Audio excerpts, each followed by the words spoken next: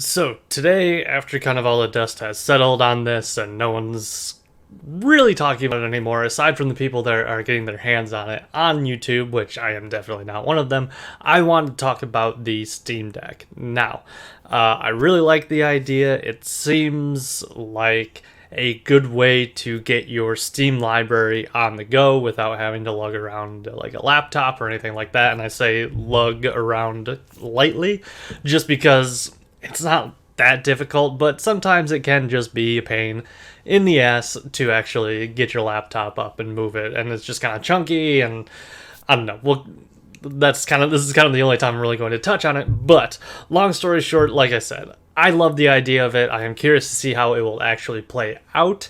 I am thinking this is either going to be something that's going to sink or swim. Really kind of no in between. I would love to hear what you guys think, just kind of gut reaction. I know some people said that they love it online, or at least let me rephrase that.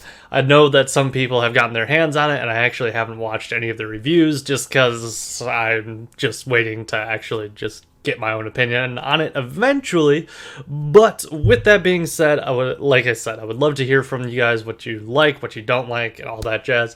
But now we're going to actually jump into just a couple of talking points that I have about the Steam Deck.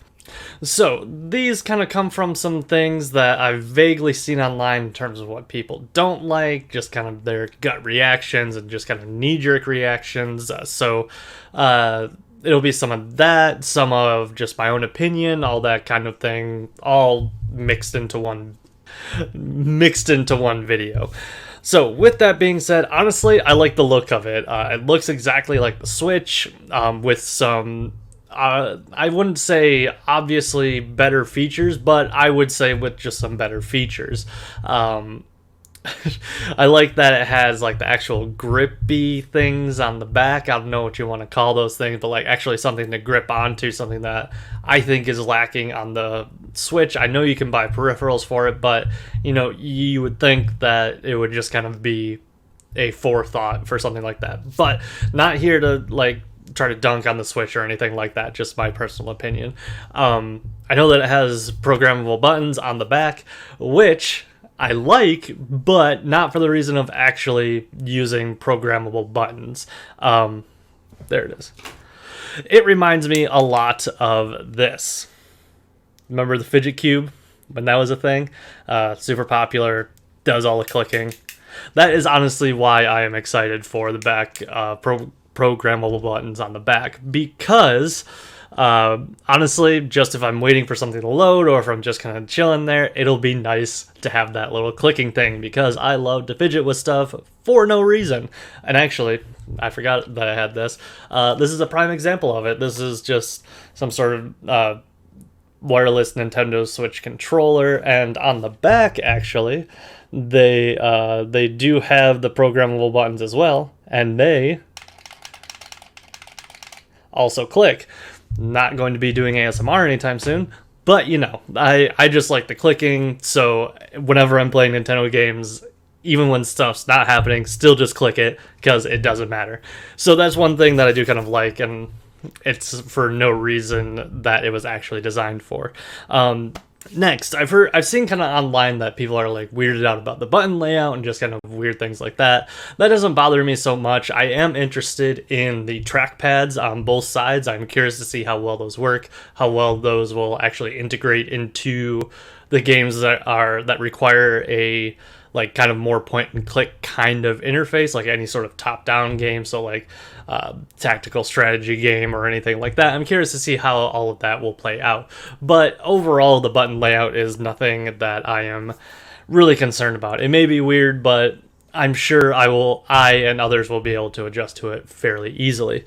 So next up, the other thing that I've kind of seen people worried about, kind of complain about, knee-jerk reaction in a negative way, is the screen itself. Now, from what I understand on them internets, the screen will only be 720p, but it will run at 60 hertz, which has some people's like, well, I can't believe it's only going to be 720, I can't believe it's only going to run at 60 hertz, yada yada yada, all that kind of stuff. That to me is not a problem. The only thing that I really ask about the display is that this is kind of the display integrated with the whole system, is just that it runs smoothly. Like, I don't want like stuttering frames or anything like that if there's an intense part of the game. I just want the game to function smoothly. On a screen that small, you're really not going to be able to tell a difference between like 1080p and 720 or 720. Well, you might be able to tell the difference between 720 and 4K on a screen that size, but considering the size of it and just probably everything that has gone into it, I am perfectly fine with that. The one part that I am honestly concerned about is the battery life. Now, with the battery life, online said 2 to 8 hours, and I can understand that it depends on the game. But that's kind of a big time frame, and what exactly does that...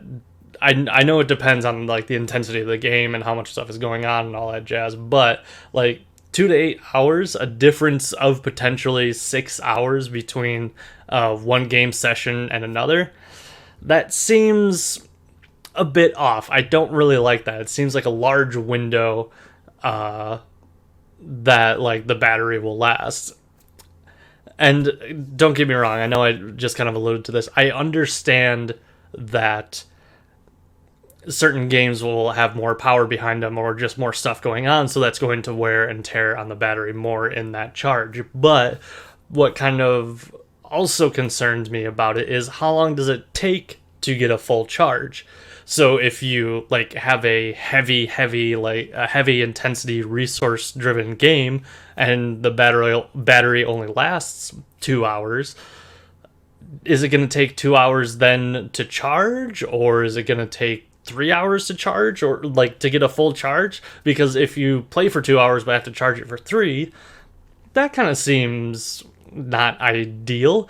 And again, I understand the system that it is, it may just be part of it, but that's just something that I am skeptical about. So yeah, I mean, that's really the only thing. The battery is just kind of my main concern, and honestly, it's not really that big of a deal. The games that I play, they tend to be older and not like the most up-to-date games or resource-intense games, so I'm not super worried about it. But again, just with that huge window of how long the battery may actually last, I'm a little worried. Like, is Lego Star Wars gonna randomly drain it for no reason?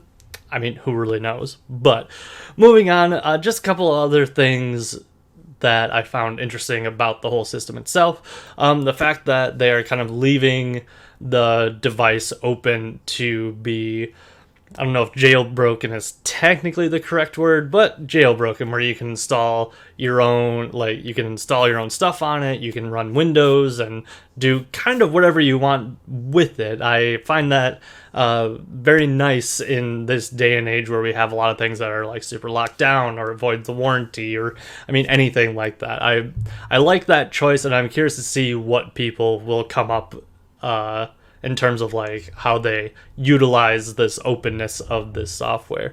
The next thing I also wanted to point out was the dock.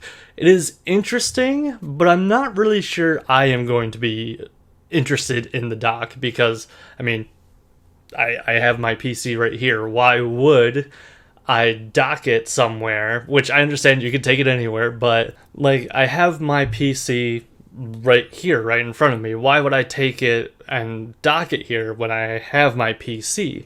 It doesn't, that aspect doesn't quite make sense to me, and I understand that you can take it anywhere, you can plug it into any monitor, but then do you have to take your monitor with you, or are you just going to plug it to some random person's monitor? Or, I mean, that's just kind of a weird little nitpicky thing, but it is a cool idea for sure for people who don't have a gaming setup like I do, or if this is kind of like their first introduction to PC gaming mobily, it is definitely a big win for them just to be able to plug it into any monitor and plug in a keyboard and a mouse and being able to play these games like a normal, like on a regular like gaming PC. So that is cool, but definitely the dock will not be the dock will not be the reason I buy this system. So really, just to kind of wrap everything up, I would love to know your guys' opinion on anything that I said. If it's just a really bad take, I would also love to hear that from you.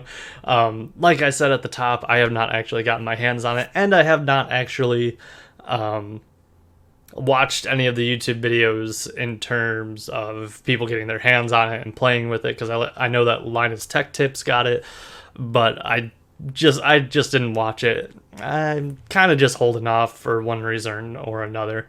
But I would love to hear what you guys think down in the comments below. Also, hitting the like button will definitely help me out. And if you like seeing my face, if you like what I do, definitely consider hitting that subscribe button and remembering to ring that little bell so you know when I post again. But either way, I will see you guys in the next video.